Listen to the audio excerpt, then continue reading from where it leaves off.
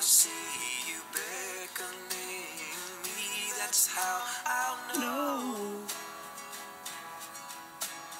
Lord, following your lead's the only way I'll go.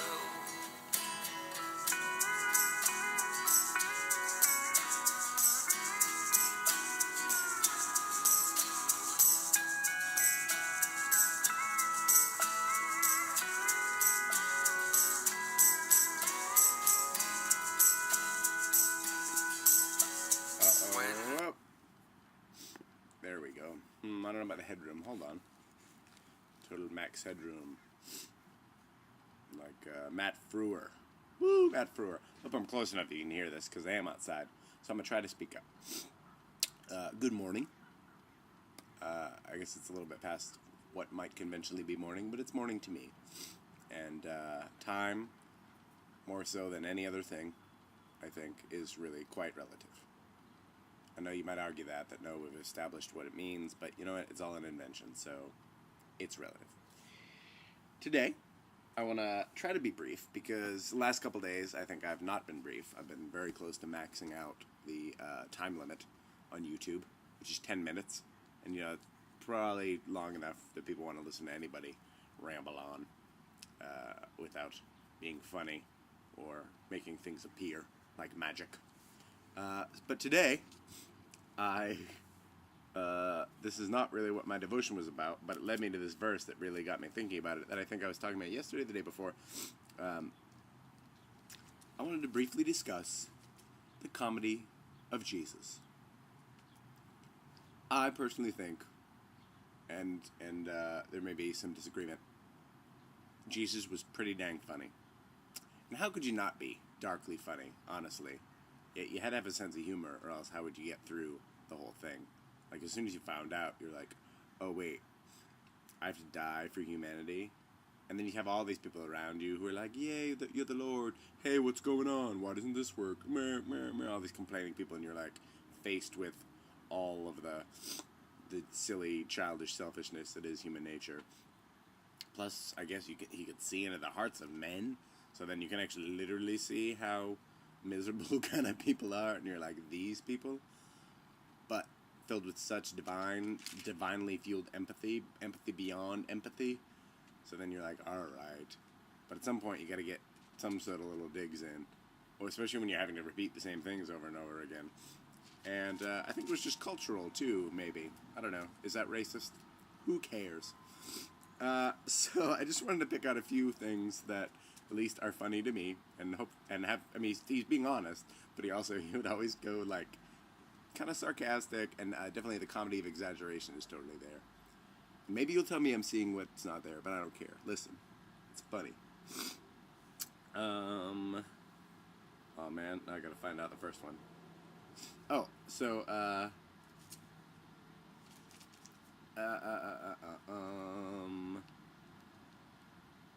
man, now of course I'm never gonna be able to find it.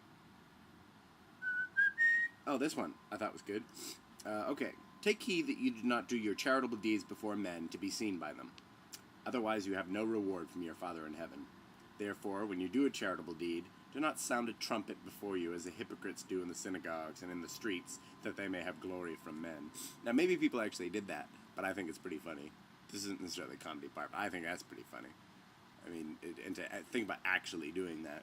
Like, I did a big show for young storytellers, which helps kids kind of craft their imaginative ideas and kind of makes them feel special for a day. And you have this big show with all these actors. I just imagine before I leaving being like, pulling out a trumpet. I am going to help children feel good about themselves. Adieu. That's sort of funny. Assuredly, I say to you, they have their reward. If you're already praised before men, you have your reward. So what more do you need, man? But when you do a charitable deed, do not let your left hand know what your right hand is doing, that your charitable deed may be in secret, and your Father who sees in secret will himself reward you openly. Great message there, makes perfect sense. Do not let your left hand know what your right hand is doing. How that would even possibly be accomplished, that's where the comedy comes in. Maybe you have some sort of a sheet. Maybe you totally, like, dead leg one or whatever, like, sit on it, do the stranger. like sit on it till it's numb, and then you're like, oh, here, take these alms, and your right hand's still like, oh, pins and needles. Or it's kind of like Ati was saying, those maybe it's Verizon or whatever commercials where the hand's crawling over there and texting. It's a funny idea. He's like, seriously, go that far. So you're like, all right, I really probably can't go that far, but I'm going to keep that in mind. Thanks, Jesus, for making me laugh. And, hold on, there's another funny one. Oh, this is classic funny. Judge not, that you be not judged. For with what judgment you judge, you will be judged. And with the measure you use, it will be measured back to you. So watch it. Love first, man. Let God do the judging. And why do you look at the speck in your brother's eye, but do not consider the plank in your own eye? Or how can you say to your brother, let me remove the speck from your eye, and look, a plank is in your own eye? Hypocrite. First remove the plank from your own eye, and then you will see clearly to remove the speck from your brother's eye. Funny image. Okay, you get it. You know, you have to, you really have this problem, and I'd really like you to help you with it. It's really not cool that you do that. And you're like, you know what?